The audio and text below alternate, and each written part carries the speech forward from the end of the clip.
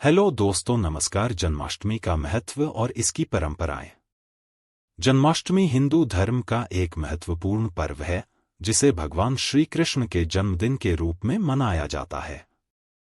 यह त्योहार विशेष रूप से भारतीय उपमहाद्वीप में धूमधाम से मनाया जाता है। श्री कृष्ण को विष्णु के 8वें अवतार के रूप में पूजा जाता है और उनका जन्म, जो द्वापर युग में मथुरा के एक कारागार में हुआ था, बुराई पर अच्छाई की जीत के प्रतीक के रूप में देखा जाता है। जन्माष्टमी का पर्व इसी महत्वपूर्ण घटना की स्मृति में मनाया जाता है। जन्माष्टमी का महत्व। भगवान कृष्ण का जन्म असुरों के अत्याचारों से पीड़ित संसार को मुक्त करने के लिए हुआ था।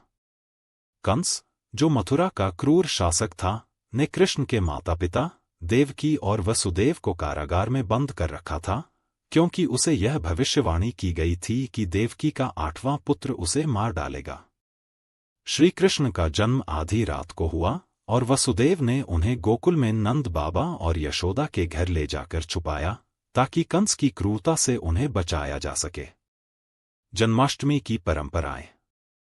जन्माष्टमी का उत्सव विभिन्न रूपों में मनाया जाता है, जो क्षेत्र और सांस्कृतिक परंपराओं के अनुसार भिन्न होते हैं।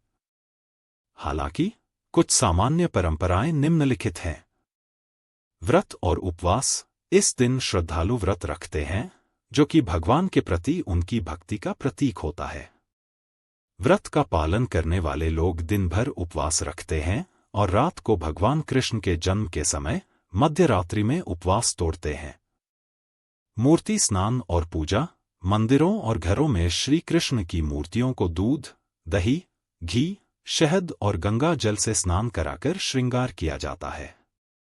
इसके बाद भव्य पूजा की जाती है, जिसमें मंत्रोच्चार और भजन कीर्तन होते हैं। झांकी सजाना। कई स्थानों पर कृष्ण के जीवन से संबंधित झांकियां सजाई जाती हैं। विशेष रूप से मथुरा, वृंदावन और द्वारका में ये झांकियां भगवान के जीवन की घटनाओं को चित्रित करती हैं, जैसे कि उनका बाल लीला, माखन चोरी, गोवर्धन पर्वत उठाना आदि। दही हांडी। महाराष्ट्र और गुजरात में दही हांडी उत्सव बहुत प्रसिद्ध है। इसमें भगवान कृष्ण के बाल रूप में मटकी फोड़ने की लीला का मंचन किया जाता है। एक ऊंची जगह पर दही से भरी मटकी बांधी जाती है और युवा लड़कों की टोली, जो गोविंदा के नाम से जाने जाते हैं, उसे फोड़ने की कोशिश करती है। यह उत्सव श्री कृष्ण की माखन चोरी लीला की याद दिलाता है। रासलीला का मंचन। उत्तर भारत के कई हिस्सों में जन्माष्टमी के दिन रासलीला का आयोजन किया जाता है। रासलीला भगवान कृष्ण के जीवन के विभिन्न पहलुओं, विशेष रूप से उनके बालपन और गोपियों के साथ उनके प्रेम को नृत्य और नाटकों के माध्यम से प्रदर्शित करती है। यह एक सांस्कृतिक और धार्मिक घटना होती है, जो भगवान कृष्ण की भक्ति को प्रदर्शित करती है। मध्य रात्रि आरती। कृष्ण के जन्म के समय मध्य रात्रि में विशेष आरती का आयोजन किया जाता है। भक्तगण एकत्र होकर भजन कीर्तन करते हैं और भगवान की आरती उतारते हैं। इस दौरान घंटियों और शंखों की ध्वनि के बीच पूरा वातावरण भक्तिमय हो जाता है। भजन कीर्तन।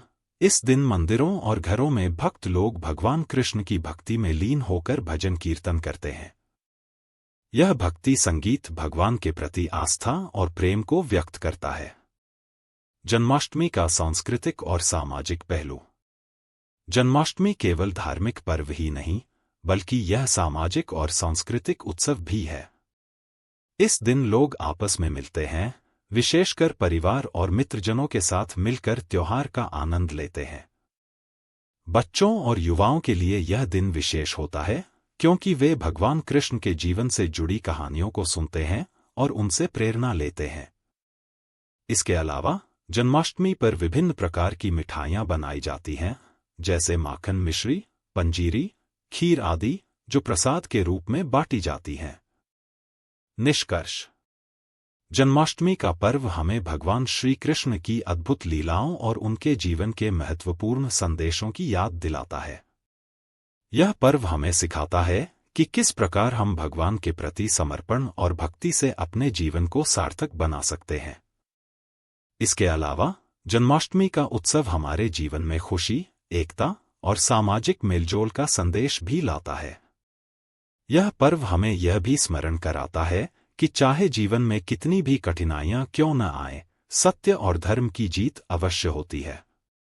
इस प्रकार जन्माष्टमी न केवल एक धार्मिक उत्सव है, बल्कि यह हमारे जीवन को एक सकारात्मक दिशा देने वाला पर्व भी है।